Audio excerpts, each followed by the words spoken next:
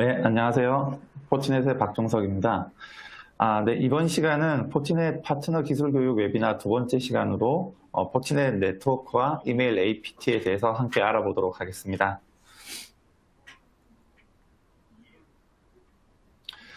네, 첫 번째는 보안 위협 동향에 대해서 간단하게 말씀을 드리도록 하겠습니다.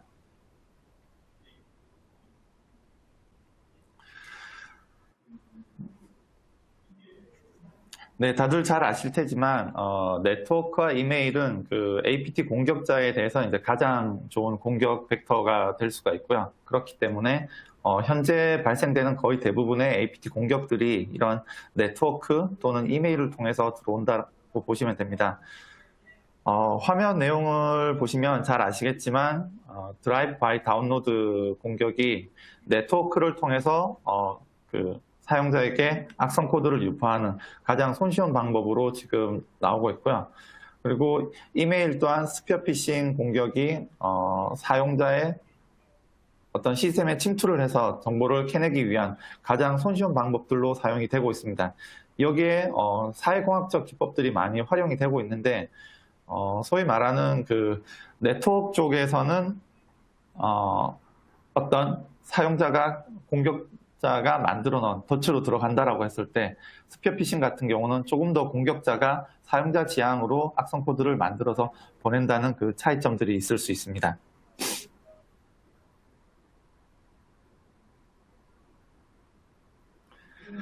예, 그리고 그 코로나 시대에 지금 네트워크뿐만 아니라 재택근무 환경이 늘어나게 되면서 다양한 그 디바이스들이 외부에서 내부에 만들어진 그 업무용 서버로 접속을 시작을 하고요. 그렇기 때문에 다양한 IoT를 통한 접속 또한 늘어나고 있습니다. 그리고 조직 네트워크 내부의 온프라미스 형태에 있던 어떤 보안 솔루션들이나 아니면 어플리케이션 서버들이 현재는 클라우드 서비스로 굉장히 많이 급격하게 옮겨가고 있는 상태라고 보시면 되고요.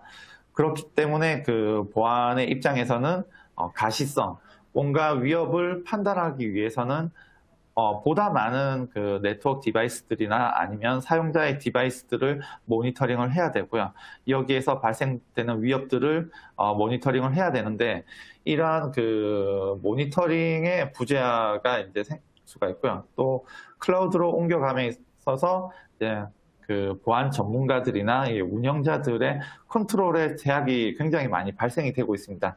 그렇기 때문에 이러한 그 위협이 발생이 됐을 때 가시성 측면에서 보다 많은 어려움들이 증가가 되고 있다고 보시면 됩니다. 예, 그러면 다음은 그 포티넷의 이제 APT 개요에 대해서 말씀을 드리도록 하겠습니다.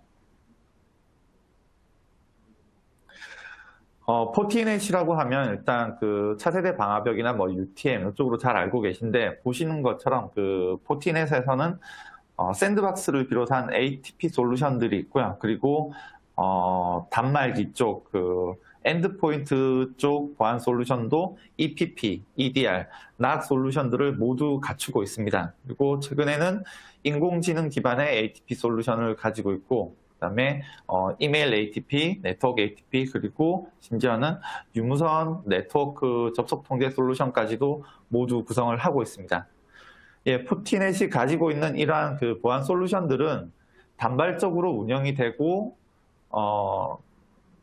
운영이 되는 게 아니라 오른쪽에 보시는 것처럼 포티넷 시큐리티 패브릭이라는 하나의 플랫폼으로 연동이 되면서 여기에 포티 게이트를 기반으로 해서 뭔가 위협이 하나가 발생이 됐을 때 단말 엣지 솔루션에서 위협을 탐지를 하게 되면 이거를 디텍션 하게 되고 룰을 만들어서 시큐리티 패브릭에 묶여있는 다양한 솔루션으로 이 정책들을 배포를 동시에 하게 됩니다. 그렇기 때문에 과거에 개별적으로 보안 솔루션을 운영을 한다라고 했을 때 하나의 어떤 포인트에서 위협이 탐지가 되면 이거를 분석을 하게 되고 그 분석 결과를 가지고 네트워크 단, 엔드포인트 단 각각의 어떤 새로운 그 룰을 적용을 했던 이 시간 갭을 획기적으로 줄일 수가 있고요.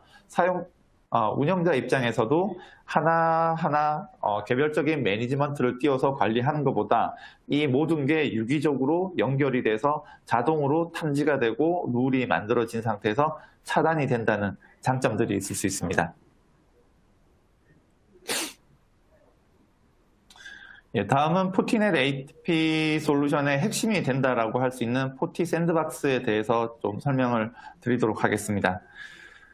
패브릭 연동에 대해서 설명을 드렸었는데요. 오른쪽 보시는 그림과 같이 그 포티넷이 가지고 있는 여러 경계성 보안 솔루션에서 위협이 탐지가 되면은 여기에서 기본적으로는 그 알려진 위협에 대해서는 사전 시그니처 기반의 필터링을 하게 됩니다.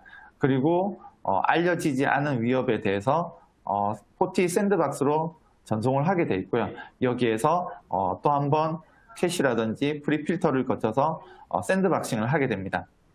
여기에서 만약에 어떤 특정 오브젝트가 악성으로 판단이 되면 하나의 그 룰 패키지를 만들어서 이 패키지들을 패브릭에 연동되어 있는 다양한 솔루션으로 전달을 하게 되고 이 룰을 기반으로 해서 자동으로 그 위협에 대해서 차단을 하게 되는 이런 아키텍처를 가지고 있습니다.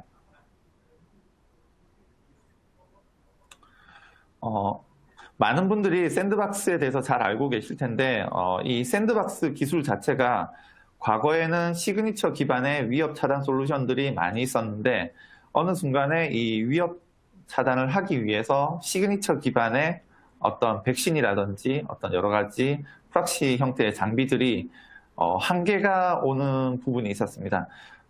그 APT 공격들이 그러면 이 공격들을 어떻게 막을 수 있을까? 다양한 그 테크닉들을 이용해서 이 위협에 대해서 대응을 했었는데 그 중에서 이제 가장 획기적이라고 판단했던 부분들이 이런 샌드박스 제품들이었고요. 사용자가 실제 사용을 하는 OS 환경을 그대로 만들어 놓은 상태에서 여기에서 위협이 들어오게 되면 그 위협들을 실제 실행을 시켜서 탐지를 하는 이런 아키텍처를 가지고 있는 게 바로 이 샌드박스라고 보시면 됩니다. 그래서 포티넷에서도 이런 샌드박스를 가지고 있고 여러 가지 단말 솔루션들에서 파일들을 추출을 해서 샌드박스로 던지게 되면 여기에서 OS, 리눅스라든지 맥OS, 윈도우즈 기반의 가상 머신에서 이 파일들을 실행을 시키고 위협 행위들을 디텍션을 하게 됩니다. 그리고 위협으로 판단이 되게 되면 여기에서 단말 장비에서 그대로 차단을 하게 되고요. 그 다음으로는 이러한 그 룰들이 앞서 말씀드린 것처럼 시큐리티 패브릭 하에서 자동으로 상호 연동이 됩니다. 그래서 리얼타임으로 이 인텔리전스가 업데이트가 되고요. 그 이후에는 이 인텔리전스가 로컬에서 만들어진 인텔리전스가 포티가드 랩스라는 글로벌 인텔리전스 조직으로 전달이 되고 여기에서 검증을 거친 이후에 글로벌하게 다시 패턴이 업데이트가 되는 방식입니다.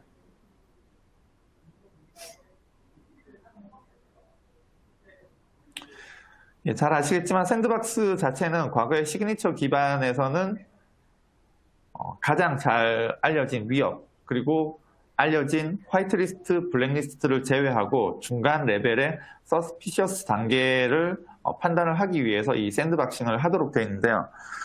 여기에서 이제 국내 같은 경우에 뭐 여러 가지 보안 솔루션이라든지 특정 그레이리스트 영역에 있는 솔루션들은 어떻게 사용을 하느냐에 따라서 악성이 될 수도 있고 화이트리스트 쪽에 정상 파일이 될 수도 있습니다. 이 부분은 여전히 샌드박스 쪽에서 뭔가가 사용자의 컨트롤이 들어가는 부분이라고 할 수 있고요. 그 이외에 시그니처에는 없지만 하는 행위에 따라서 악성 행위가 명확하게 판단될 경우에는 샌드박스를 통해서 이 위협들을 판단하는 좋은 획기적인 툴이 될 수가 있습니다. 이 샌드박스에서는 행위 기반으로 위협을 탐지를 하다 보니까 이 오탄에 대해서 많은 그 보안 담당자들의 어떤 근심이 될 수가 있고요. 그렇기 때문에 수많은 샌드박스 중에 어떤 샌드박스가 탐지력이 뛰어나냐 뿐만 아니라 또 반대로 보셔야 될 게 오탐을 얼마만큼 효과적으로 걸러낼 수 있느냐 이 부분도 하나의 중요한 그 샌드박스 선택에 포커스되는 요인이라고 보실 수가 있습니다. 그렇다면 그 포티넷이 가지고 있는 샌드박스는 어떤 장점들이 있느냐? 우선 기본적으로 여기에 타이틀에서 포티가드 랩스에서 태어난 샌드박스라고 했는데, 포티넷 자체에서는 이 포티가드 랩스라는 전문적인 인텔리전스 팀이 있고요. 여기에서 글로벌하게 다양한 그 위협들에 대해서 수집을 하고 분석을 하고 검증을 한 이후에 글로벌한 그 디플로이가 되어 있는 포티넷 장비의 시그니처를 업데이트를 하고 있습니다. 그렇기 때문에 그 어떤 조직보다도 많은 인텔리전스를 보유하고 있다고 보실 수 있고요. 이를 기반으로 해서 제로데이 취약점을 리서치한다거나 여기에서 발견된 정보를 가지고 어떤 그 인텔리전스 서비스를 제공을 하고 여기에 대한 연구 동향을 보고를 하기도 하고 있습니다. 세부적으로 그 포티넷의 샌드박스에 대한 워크플로우를 보시면은 가장 먼저 샌드박스로 오브젝트나 URL이 들어오게 되면은 여기에 대해서 프리필터를 먼저 진행을 하게 됩니다. 과거에 연속적으로 동일한 파일이 지속적으로 들어온다라고 했을 때 샌드박스가 이 파일을 계속적으로 샌드박싱을 하게 되면 이 분석 시간과 가용성에 어느 정도 영향을 많이 받기 때문에 샌드박스는 한번 분석을 하게 되면 여기에 대한 시그니처들을 만들어내게 되고 이거를 일정 시간 동안 캐시를 가지고 있습니다. 그렇기 때문에 동일한 파일이 지속적으로 들어오게 된다면 이 캐시에서 1차적으로 걸러지게 되고 이 샌드박스의 가용성을 증가시킬 수가 있습니다. 그리고 샌드박싱을 하기 이전에 이런 에뮬레이터를 돌려서 특정 OS에서 실행되지 않는 위협들에 대해서도 이 에뮬레이터를 통해서 분석을 할 수가 있고요. 그 다음에 기본적으로 AV도 가지고 있고 클라우드 연결이 가능한 환경에서는 이 파일을 클라우드로 쿼리를 날려서 가장 최신의 글로벌하게 클라우드로 올라와서 분석이 된 이력이 있는지를 조회를 할 수도 있습니다.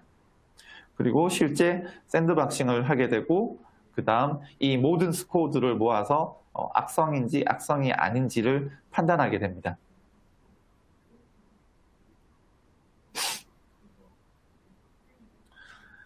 다음은 가상 머신의 타입과 분석 가능한 파일 타입입니다. 수많은 샌드박스들이 있는데 이 샌드박스들이 경쟁사 비교를 할 때 많은 부분들이 어떤 파일 타입을 분석을 지원을 하고 있느냐라는 부분이 될 수 있는데 그 부분이 가상 머신 내에서 어떤 어플리케이션들이 설치가 되어 있느냐, 어플리케이션이 설치가 되어 있지 않다면 특정 파일이 들어왔을 때 이 파일을 실행을 할 수가 없게 되고 그렇다면 이 파일이 실행되면서 발생되는 위협들을 탐지를 할 수 없게 됩니다. 그렇기 때문에 가상 머신에서 이제 중요한 비교 포인트가 되는 부분들이 어떤 OS들을 지원을 하고 있고 어떤 어플리케이션들이 설치가 되어서 실행이 가능하냐라고 보시면 됩니다. 포티넷에서는 이제 기본적으로 오피스 파일이라든지 악성 코드들이 주로 사용하는 이 파일 확장자들에 대해서 지원을 다 하고 있고요. OS도 윈도우뿐만 아니라 맥OS, 그다음에 리눅스, 심지어는 그 OT 쪽에 가상 머신까지도 활용이 가능합니다. 그리고 샌드박스 제품들이 이제 두 가지 부류들이 있는데 이게 뭐 자체 개발이 됐느냐 아니면은 상용 가상 머신을 가지고 왔느냐 차이도 있고요. 그리고 또 자체적으로 개발이 됐을 경우에는 샌드박스에 어떤 커스터마이징이 안 되는 벤더사도 있고 커스터마이징이 가능한 벤더사도 있습니다. 포티넷은 샌드박스에 커스터마이징이 가능하고요. 이 커스터마이징이 가능하다라고 했을 때 장점들은 특정 고객사에서는 이 고객사만이 가지고 있는 특정 환경이 얼마든지 있을 수 있습니다. 어떤 어플리케이션을 자체적으로 개발을 해서 사용을 하거나 아니면은 특정 어플리케이션 조합과 뭐 운영체제의 특정 환경을 만들어서 실행을 하는 경우들이 있는데 이런 경우에서는 커스터마이징된 VM을 지원을 하는 게 조금 더 위협을 탐지를 하기에 좋은 효과를 볼 수 있다라고 생각하시면 되고요. 또 여기에 이제 특징들은 포티넷은 어떤 샌드박스가 있을 때 위협이 있을 때 특정 프로토콜로 흘려야만 탐지를 하는 건 아니고요. 물론 그 부분은 가능하지만 내부적으로 수집된 특정 위협 파일이 있으면 이 파일을 온디맨드 형태로 수동으로 업로드를 해서 여기에서 위협을 탐지를 하고 차단을 할 수 있습니다. 그리고 샌드박스의 마지막 좀 특징으로 보시면은 이 파일 타입별로 여러 가지 지원하는 파일 타입들이 있는데 이 파일 타입별로 우선순위들을 지정을 할 수 있습니다. 우리 회사에서는 오피스 파일을 많이 사용을 하니까 이 오피스 파일에 대해서 분석의 우선순위를 조금 높이고 싶다. 그러면 얼마든지 이 우선순위를 높여서 탐지를 하실 수가 있습니다. 그래서 가상 머신에 대해서 많은 경쟁사들보다 좀 더 유연성을 가지고 있다라고 보시면 됩니다. 앞서 설명을 드렸는데 이 시큐리티 패브릭에서 이 룰들을 어떻게 상호 공유를 하고 업데이트를 하느냐, 이 샌드박스에서 분석이 되면 이 파일과 URL에 대해서 화면에 보시는 것처럼 이 패키지를 만들도록 되어 있고요. 이 패키지들을 공유를 해서 각 개별 장비들이 이 패키지의 룰들을 기반으로 위협을 신속히 차단을 할 수가 있습니다. 그리고 샌드박스의 이제 UI는 크게 세 가지 화면으로 보실 수가 있고요. 지금 보시는 것처럼 기본적으로 어떤 IOC에 대해서 어떻게 디텍션을 했고 이 위험도가 얼마나 되는지를 이 IOC 리스트를 통해서 모두 확인을 하실 수가 있습니다. 그리고 파일이 단발성으로 실행이 되는 게 아니라 어떤 다운로더나 드로퍼 형태의 경우 화면에 보시는 것처럼 이 트리뷰를 통해서 어떤 웹페이지에 접속을 했더니 어떤 커맨드가 실행이 되고 여기에서 어떤 파일이 생성이 되었다. 이런 트리 구조들을 모두 확인을 하실 수가 있습니다.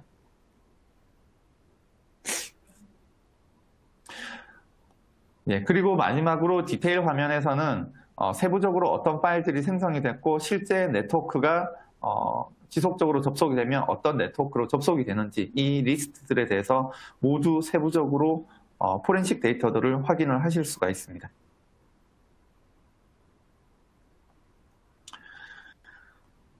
이 마이트 어택 장표 같은 경우는 그 침해 사고 대응을 할 때 많이 이제 활용을 하고 있는데 어떤 위협이 있을 때 이 위협이 어떤 단계를 거쳐서 어떤 기술을 이용을 해서 실행이 되느냐 이런 하나의 큰 지표가 되기도 하는데 포티 샌드박스 같은 경우는 이 마이트 어택 프레임워크를 가지고 와서 어떤 악성 파일이 들어오고 실행이 됐을 때 이 마이트 어택 그 프레임워크에서 어떤 부분에서 이 기술들이 사용이 됐는지 정확하게 매칭을 시켜줍니다. 그렇기 때문에 분석가 입장에서는 어떤 단계에서 이 악성 코드가 실행이 됐고 행위들을 했는지를 비교를 해서 판단을 하실 수가 있습니다.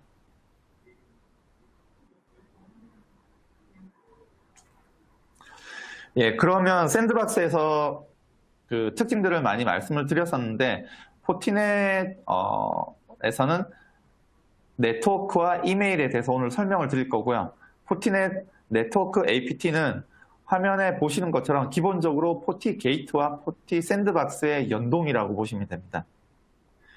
내부 사용자가 어떤 인터넷을 한다거나 그 웹 세션이 만들어질 때 여기에서 포티 게이트로 이 세션이 통과를 하게 되고요. 여기에서 포티 게이트가 가지고 있는 기본적인 룰들로 위협들을 차단을 하게 되고 여기에서 오고 가는 오브젝트들이 분석이 필요할 때는 샌드박스로 이 파일을 던져서 행위 분석을 하고 이 분석 결과를 다시 가지고 오는 이런 형태로 네트워크 APT가 구성이 되어 있습니다.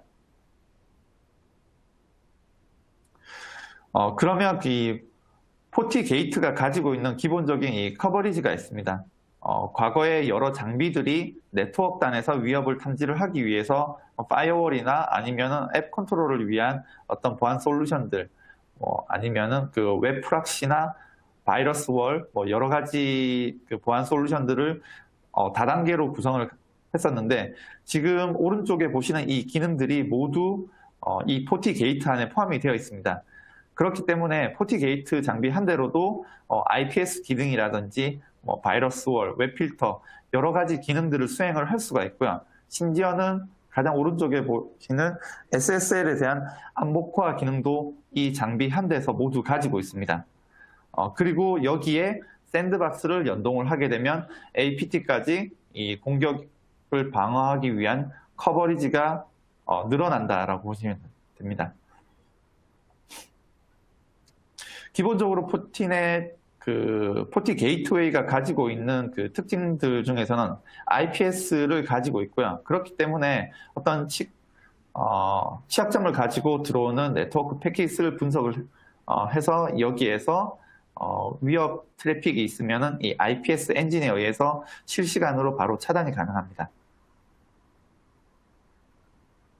그리고 앞서 보시는 그 웹 필터를 가지고 있기 때문에 대부분 뭐 80이나 443 이런 그 위협들이 80 같은 경우는 특히 거의 내부에서 외부로 나갈 때는 열려있는 케이스들이 많은데 여기에 대해서 특정 웹사이트라든지 이 웹 필터를 통해서 이러한 그 웹에 대한 방어도 가능하도록 되어 있고요. 그 다음에 그 안티바이러스 엔진도 기본적으로 포티게이트 안에 이미 포함이 되어 있습니다. 그래서 알려진 위협들이 네트워크를 통해서 조직 내부로 들어온다라고 했을 때 이 안티바이러스 엔진이 기본적으로 실시간으로 차단을 하게 됩니다. 많은 그 솔루션들이 안티바이러스 엔진들을 보통 OEM을 통해서 타사의 제품을 가지고 오는 케이스들이 많은데 바이러스 토털이나 이런 곳에 이제 조회를 해보시면 포티넷이 자체적으로 안티바이러스 엔진을 가지고 있고요. 이 자체적인 안티바이러스 엔진은 여러 가지 그 백신들에 대해서 이 평가를 하는 기관들에 대해서 항상 높은 그 랭크에 포함이 되어 있다라는 걸 보실 수가 있습니다.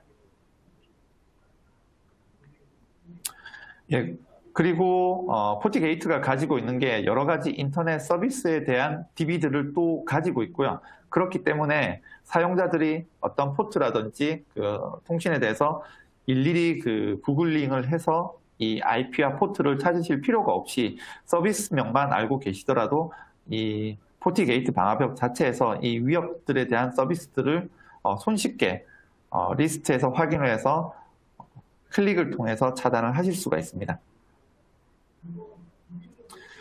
그리고 내부에서 이미 좀비 PC가 CNC 서버로 통신을 하는 이런 그 본넷 통신에 대해서도 시그니처 룰들을 가지고 있기 때문에 이러한 IP와 DNS에 대해서 실시간으로 차단이 가능하다고 보시면 됩니다.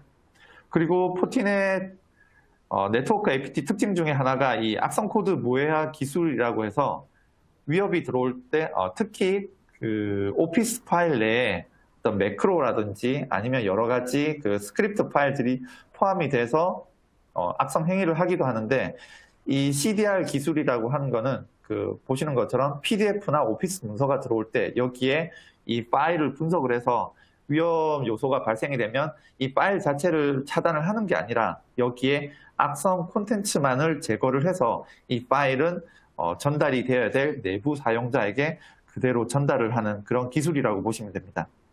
물론 위협이 있는 공격자가 만든 파일이라고 하면은 그 파일 자체를 차단을 하는 게 맞지만 예를 들어서 어떤 매크로를 제거를 하고 싶다 아니면은 정상적인 파일에 뭐 사용자의 실수로 이 그 매크로가 포함이 됐고 이게 시스템에 위해를 가할 수 있다라고 했을 때는 이러한 매크로나 위협만 제거를 한 상태에서 파일을 전달하는 것도 하나의 방법들이 될 수가 있습니다.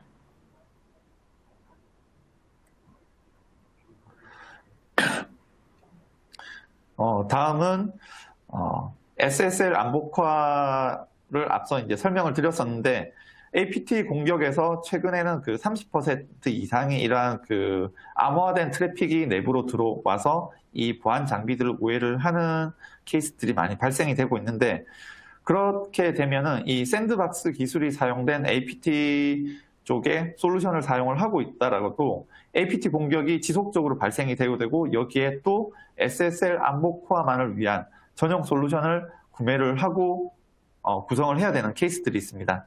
포티게이트에는 기본적으로 이 SSL 안복화를 수행할 수 있는 기능들을 가지고 있기 때문에 별도의 라이센스가 없이 샌드박스를 연동을 했을 때 이 기능만 활성화시켜서 이러한 암호화된 위협에 대해서 탐지를 할 수 있습니다. 물론 그 기존에 가지고 있던 포티게이트가 SSL 안복화 기능을 사용하지 않다가 사용을 하게 되면 트래픽에서 뭐 어떤 보시는 것처럼 이 스펙 시트에서 성능에 대해서 약간의 조금 더 커패시티를 늘려줘야 되는 케이스가 있긴 하지만 기본적으로는 이 기능들을 가지고 있기 때문에 용량의 여유가 있다면 이 기능을 활성화를 해서 포티 샌드박스로 연동을 하실 수가 있습니다. 그러면 이 많은 기능들을 가지고 있는 네트워크 ATP 솔루션이 어떤 라이센스 정책으로 운영이 되느냐를 이 장표에서 보여주고 있고요. 기본적으로 번들에서는 IPS하고 앱 컨트롤, 이런 안티바이러스 같은 기본적인 엔진들은 모두 포함이 되어 있습니다. 여기에 이제 UTM 기능을 사용을 하기 위해서 여기 안티 스팸이라든지 웹 필터 서비스를 추가를 할 수가 있고요. 저희가 보통은 여기까지가 이 APT 라이센스의 기본적인 내용들이 다 포함됐다라고 보시면은 조금 더 기능을 확장해서 사용을 하고 싶다라고 하면 이 엔터프라이즈 프로텍션이나 아니면은 이 360까지 라이센스를 구매를 하시면은 SD-WAN이라든지 클라우드 영역까지 조금 더 많은 기능들을 확장을 해서 사용을 하실 수가 있습니다. 예, 다음은 포티 이메일 APT입니다. 예, 포티넷 이메일 APT 방어 같은 케이스에도 기본적으로는 포티 메일이라는 솔루션과 포티 샌드박스가 연동이 돼서 운영이 된다라고 보시면 되고요. 포티 메일 이메일 보안 게이트웨이는 스팸을 스팸뿐만 아니라 안티바이러스 엔진, 뭐 CDR이라든지 아니면 여러 가지 이메일과 관련된 다양한 위협들에 대해서 차단을 할 수 있는 엔진들을 이미 많이 가지고 있고요. 여기에서 추가적으로 알려지지 않은 위협을 탐지하고 차단을 하기 위해서 포티 샌드박스를 연동을 해서 위협을 탐지를 할 수가 있습니다. 그래서 세부적인 엔진들을 보시면은 이러한 그 단계별로 여러 가지 그 엔진들을 가지고 있는데, 일단 알려진 위협들에 대해서는 그 시그니처 기반으로 웹 필터를 한다든지 스피어 피싱 메일을 또 차단을 할 수가 있고요. 여러 가지 안티 스팸, 안티 바이러스 엔진을 가지고 이미 알려진 위협들에 대해서는 사전 방어가 가능하게 됩니다. 그리고 여러 가지 알려지지 않은 위협을 탐지를 하기 위해서는 왼쪽 상단에 보시는 것처럼 포티 샌드박스를 연동을 할 수가 있고요. 또 포티 아이솔레이트라는 그 솔루션을 통해서 이 사용자가 메일 본문에 포함된 URL을 클릭을 했을 때 이 URL을 통해서 악성 파일이 떨어지는 게 사용자 단말기로 바로 떨어지는 게 아니라 포티 아이솔레이트라는 격리된 공간에 이 파일이 떨어지게 됨으로써 악성 파일이 떨어져서 실행이 되더라도 사용자 단말은 보호를 할 수 있는 그런 기술이라고 보시면 됩니다. 이외에도 비즈니스 이메일 위협 방어라든지 여러 가지 의심스러운 메일들에 대한 방어를 할 수 있는 엔진들을 가지고 있습니다. 그래서 조금 세부적으로 보시면은 앞서 보신 것처럼 네트워크 APT와 동일하게 샌드박스가 들어오게 되면 뭐 여러 가지 콜백이라든지 안티바이러스, 클라우드 평판, 전용 에뮬레이션이나 이런 그 샌드박스가 가지고 있는 거는 동일하게 작동이 된다라고 보시면 되고요. 앞서 간단하게 설명드린 그 아이솔레이터 같은 경우 포티 메일하고 연동을 하게 되면 사용자 본문에 포함된 URL이 있을 때 이 URL들을 리다이렉션을 시켜서 사용자가 메일을 받고 그 URL을 클릭을 하게 되면 사용자 웹브라우징 환경에서 그 URL이 실행이 되는 게 아니라 이 아이솔레이터가 만들어준 가상의 공간에서 이 웹브라우저가 실행이 됩니다. 그래서 드라이브 바이 다운로드라든지 이런 그 웹브라우저에서 다운로드를 받아서 실행되는 위협 파일들이 격리된 공간에서 감염이 되고 사용자 시스템을 보호할 수 있는 이런 솔루션이라고 보시면 됩니다. 그리고 이메일 위협에서 첨부 파일 같은 경우는 샌드박싱을 통해서 얼마든지 손쉽게 잡아낼 수가 있는데 최근에는 그 이메일을 통해서 들어오는 공격들이 이제 성공한 케이스들이 거의 대부분 URL을 통해서 들어오는 케이스들이 많이 있고요. 이 URL들을 분석을 하기 위해서는 기본적으로 평판 기반으로, 블랙리스트 기반으로 탐지를 할 수 있지만 URL은 얼마든지 사용자가 만들어둔 웹서버에 정상 파일과 악성 파일들을 시간 단위로도 올릴 수 있는 장점들이 있습니다. 여기 보시는 거는 이 타임 오브 클릭이라고 해서 공격자가 최초의 메일 본문의 URL을 만들어서 사용자한테 보낼 때 이 URL을 통해서 받아지는 파일이 정상 파일을 올려놓은 상태고요. 그렇게 되면 정상 파일이기 때문에 거의 대부분의 보안 솔루션들이 통과가 되게 됩니다.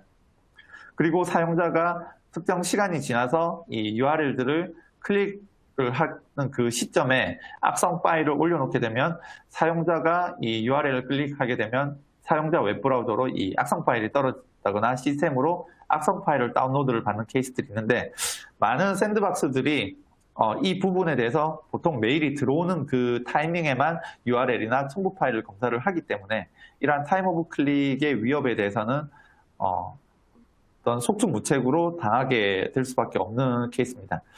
그러면 포티넷에서는 어떻게 이 타임 오브 클릭을 대응을 하느냐? 여기에는 이제 세부적으로 나오지는 않았는데 포티 메일 자체가 처음에 메일이 들어올 때 본문에 URL이 있으면 이 URL을 리다이렉션을 시켜서 가지고 있고요. 그러면 이 사용자가 메일을 받았을 때 본문의 URL을 클릭을 하게 되면 리다이렉션된 URL로 이렇게 웹페이지가 리퀘스트가 들어오게 됩니다. 그러면 그 타이밍에 실제 포티 메일이 그 실제 오리지널 URL로 접속을 시도를 해서 여기에서 파일을 가지고 와서 샌드박싱을 한 다음에 실시간으로 거기에 대한 결과를 사용자에게 던져주는, 만약에 정상적인 URL일 경우에 사용자에게 그 URL을 정상적으로 연결을 시켜주고요. 만약에 악성 파일이 다운로드 되거나 아니면 블랙리스트로 확인되는 URL일 경우에 블록 페이지를 사용자에게 보여주게 되는, 그렇게 해서 사용자가 URL을 클릭하는 시점에 샌드박싱을 한번 돌려서 여기에 대한 결과를 보여준다라고 보시면 됩니다. 그리고 그 포티넷 이메일 APT의 이제 하나의 또 큰 특징 중에 하나는 메일이 들어오는 인바운드 영역에 대해서만 검사를 하는 게 아니라 아웃바운드 영역으로 메일이 나갈 때 여기에 대해서도 위협을 탐지를 하게 됩니다. 보시는 것처럼 조직 내부에서 특정 파일 타입의 어떤 오피스 형태의 문서가 메일을 통해서 외부로 나가느냐, 아니면은 이메일 헤더와 바디의 정규 표현식을 통해서 컨텐츠 필터링을 통해서 뭐 어떤 주민등록 번호라든지 신용카드 번호가 외부로 발송이 되고 있는지들을 아웃바운드 메일 검사를 통해서 확인을 하실 수가 있습니다.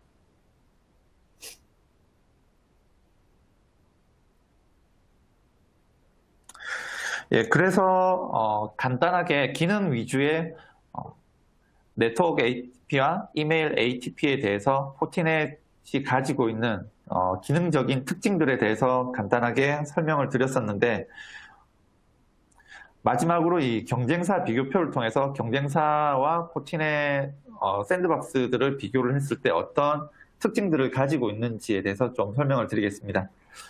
많은 솔루션을 해보셨으면 잘 아시겠지만 사실 이런 그 경쟁사 비교표 자체는 각 벤더사마다 자사에 맞는 기능들을 위주로 해서 비교를 하기 때문에 어떤 경쟁사 비교표든지 자사에 약간 최적화된 리스트를 만들어서 비교를 한다라고 보시면 되고요.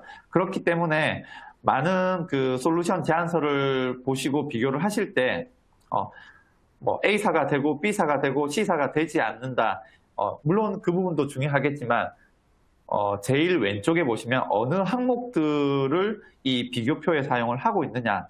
그렇게 된다면 그 제품의 주요 기능들이 이 제일 왼쪽에 기능들로 간단하게 표현이 된다라고 보시면 됩니다.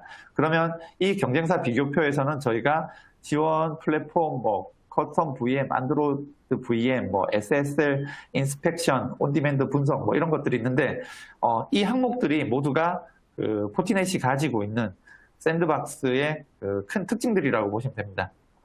물론 지원 플랫폼 같은 경우는 현재는 거의 대부분의 경쟁사들이 동일하게 제공을 하고 있습니다. 왜냐하면 어플라이언스 형태로 제공이 되다가 이미 많은 글로벌하게 클라우드로 이게 이미 넘어가고 있기 때문에 클라우드 제품을 출시를 하지 않게 된다라고 하면 그 벤더사의 매출이 급격히 감소가 되기 때문에 어플라이언스 형태와 클라우드 형태를 모두 제공을 한다라고 보시면 되고요. 큰 특징들이 보통 그 포티넷이나 트렌드 마이크로 같은 경우에 커스텀 VM을 지원을 한다라고 보시면 됩니다. 그리고 안드로이드나 리눅스, 윈도우 기반의 VM들을 모두 제공을 하고 있고요. 여기에서 그 또 알려진 악성 코드는 어떤 엔진을 가지고 탐지를 하느냐, 포티가드도 이제 자체적인 AV 엔진을 가지고 있고 IPS 엔진들을 다 가지고 있는데 뭐 경우에 따라서는 특정 벤더사들은 여러 가지 OEM 엔진을 통해서 타사의 백신을 가지고 와서 사용을 하는 케이스들이 있습니다.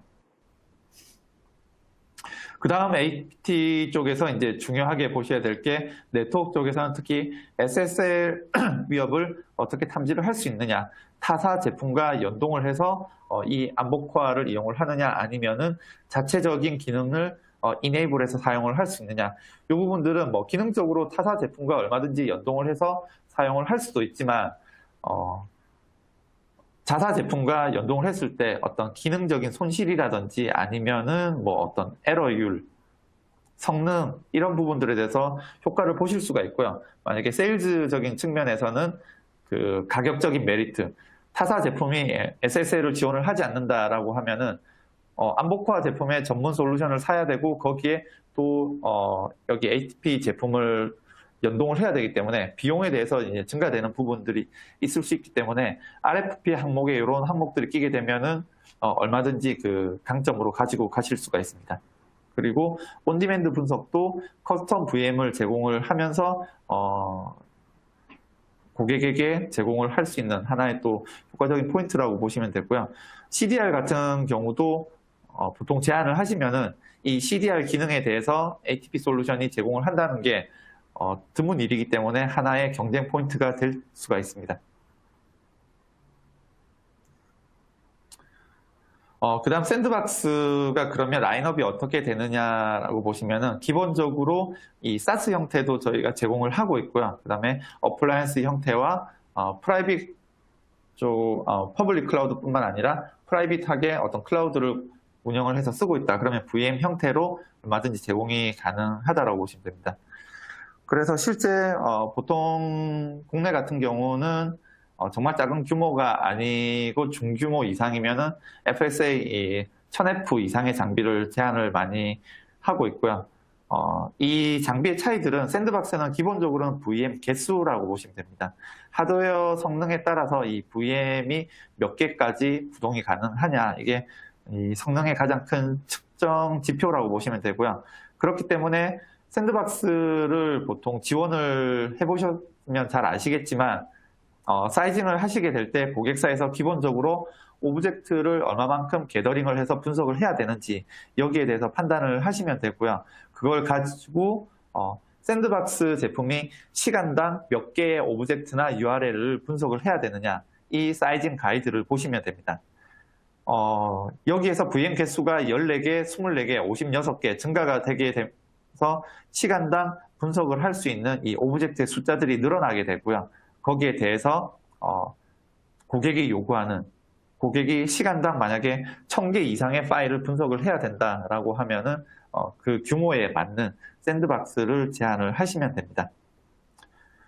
보통은 그 경쟁사 같은 경우는 뭐 최대 뭐 160개까지도 들어가서 그러면 그 경쟁사 제품이 한 대가 들어가면 우리는 가장 큰 FSA 3001을 3대를 넣어야 이 사이징이 맞지 않느냐라고 얘기를 하실 수도 있는데, 사이징에서는 또 프리필터가 중요하기 때문에 이 파일이 얼마만큼 중복된 파일이 내부로 들어오고 있느냐, 여기에 대해서 저희는 사전 필터링이 많이 늘어나기 때문에 여기 아래쪽에 보시는 실환경 성능이 기본적인 일반적인 환경 하에서는 저희의 성능이라고 보시면 됩니다.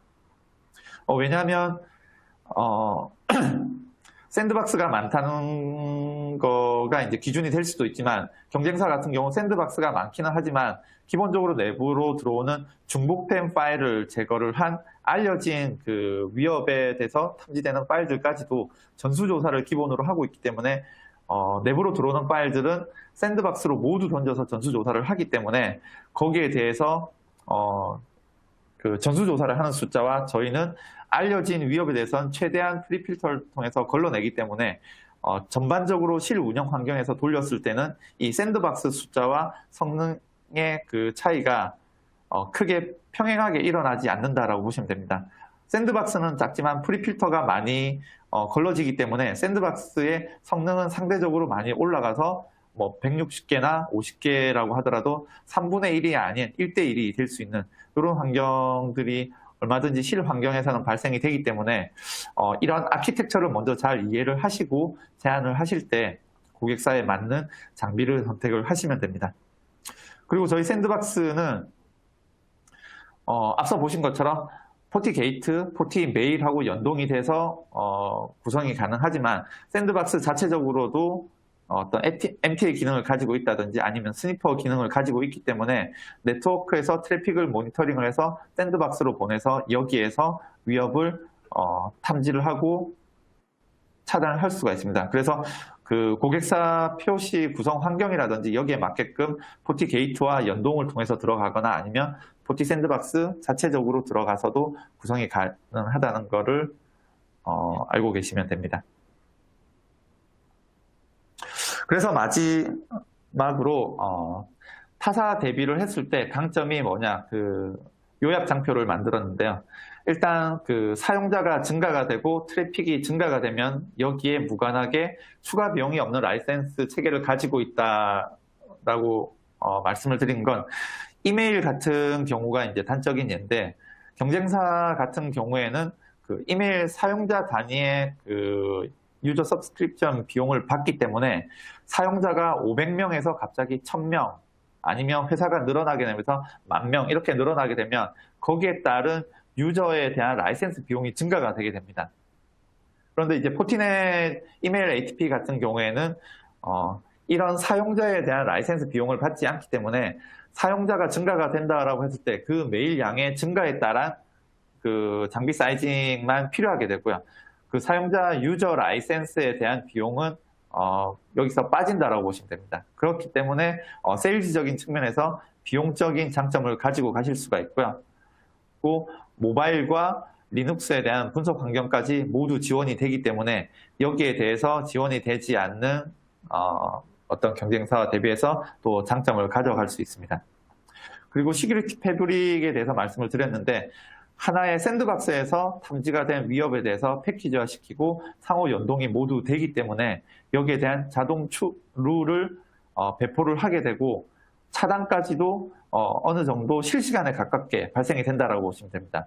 뭐 단순히 TCP 리셋을 쏘거나 타사 연동을 위해서 뭐 별도의 설정을 하는 게 아니고 시큐리티 패브릭에 손쉽게 연결만 시켜놓으면 위협 탐지와 동시에 여기에 자동 차단까지 가지고 갈 수 있는 장점이 있습니다.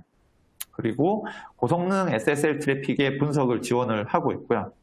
1차적으로 알려진 공격에 대해서 프리필터 기능이 상당히 좋기 때문에 여기에 대해서 샌드박스의 가용성을 보다 더 높일 수가 있는 큰 장점들이 있습니다. 실제 POC를 했을 때 저희가 보다 샌드박스의 숫자가 훨씬 많은 경쟁사들과 경쟁을 했을 때도 어떤 위협 트래픽들을 많이 쏘았을 때 여기에 대한 성능적인 우위가 나타나는 케이스도 많이 발생이 됐기 때문에 여기에 대해서 저희는 이 알려진 공격에 대한 사전 필터링이 매우 강하다라고 이제 강점으로 가지고 있다고 보시면 됩니다. 그리고 타사 보안 장비랑 연동을 했을 때도 표준화된 그 스틱스라든지 IOC, RESTful 그 API와 같이 여러 가지 표준 포맷을 통해서 이 위협 정보에 대해서 공유가 가능하고요. 그리고 포티게이트 같은 경우에서도 실시간 모니터링하고 대시보드에서 감염된 PC를 즉시 차단을 하거나 격리를 하실 수가 있습니다.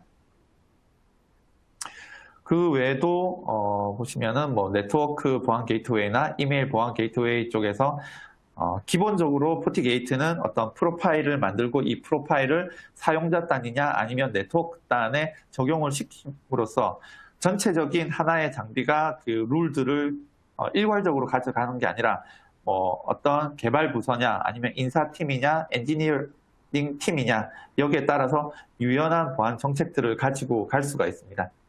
뭐 단적인 예로 경영진에는 이런 프로필을 가지고 가서 BC 메일을 뭐 탐지하기 위한 걸 만들 수가 있고요.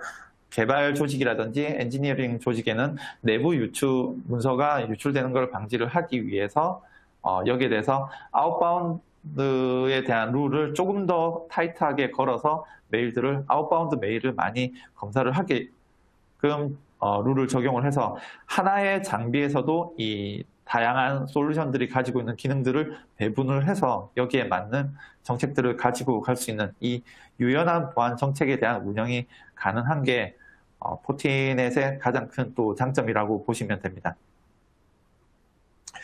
예, 그래서 이번 세션에서는 그 포티게이트를 필두로 해서 네트워크 APT와 포티 메일과 샌드박스를 포함된 포티넷의 이메일 APT에 대해서 살펴봤는데, 기능 위주의 그 내용들을 간단하게 소개를 했기 때문에 이 외에도 다양한 기능들을 이 네트워크와 그 이메일 APT 솔루션에서 가지고 있습니다. 세부적인 내용들은 여기 저희 기술 문서를 통해서 또 공유를 해드릴 거고요. 또 시간이 되는 대로 세부적인 솔루션에 대해서 소개를 해드릴 예정입니다. 조금 빠르게 진행이 됐었는데 혹시 세션 내용 중에 궁금한 내용이 있으시면 질문 올려주시면 간단한 내용은 간단하게 답변을 드리고요. 좀 시간이 길어지거나 설명이 추가적으로 필요한 내용은 어떤 그 메일 주소를 알려주시면 그 메일에 대해서 제가 추가적으로 답변을 좀 드릴 수 있도록 하겠습니다. 네, 지금 질문이 들어온 게 아까 포티게이트 없이 포티 샌드박스 단독으로 사용이 가능하다라고 했는데, 포티게이트와 샌드박스를 같이 쓰는 거와 아니면 단독으로 쓰는 거에 어떤 차이점이 있을까요? 라고 질문을 주셨습니다. 예를 들어서 포티게이트랑 포티 샌드박스를 같이 썼을 때와 단독으로 썼을 때를 구분을 해보면, 포티게이트가 가지고 있는 여러 가지 기능들이 있습니다. 뭐 사전 필터링하는 기능들도 있겠지만 SSL 안보코어 같은 경우 포티게이트에서 안보코어를 시키고 포티 샌드박스로 넘기게 되면은 여기에 대해서 안보코어된 트래픽에 대해서도 포티 샌드박스가 분석이 가능하도록 되어 있고요. 이메일 같은 경우도 포티 샌드박스가 단독으로 사용하게 되면 그 위협에 대해서 악성 파일이나 URL들을 주로 실행을 시켜서 이제 탐지를 하고 확인을 할 수 있는데, 포티 메일을 만약에 같이 사용을 하게 되면은 앞서 설명을 드린 것처럼 타임 오브 클릭 같은 경우는 이 URL을 리다이렉션을 시키는 게, 이 리다이렉션 시키는 그 URL 자체가 포티 메일이 가지고 있습니다. 그래서 사용자가 만약에 이 메일을 클릭을 하게 되면 그 리다이렉션 된 리퀘스트는 포티 메일로 오게 되고요. 그때 포티 메일이 그 URL로 접속을 해서 샌드박싱을 하게 되는 겁니다.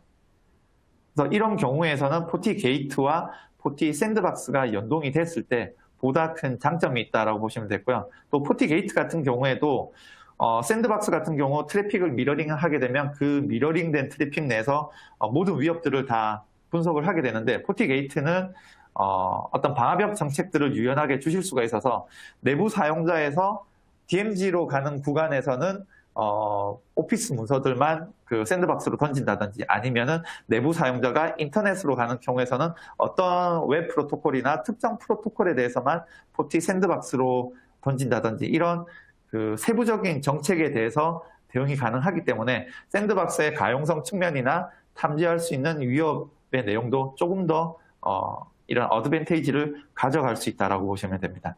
네, 저희가 준비된 시간은 여기까지여서 시간 관계상 이번 세션은 종료를 하도록 하고요. 혹시나 그 교육 내용과 관련돼서 스터디를 하시다가 궁금한 사항이 있으시면은 메일이라든지 여러 가지 메일로 그 질문을 주시면은 여기에 대해서 내용 확인 후에 답변을 상세하게 좀 드릴 수 있도록 하겠습니다.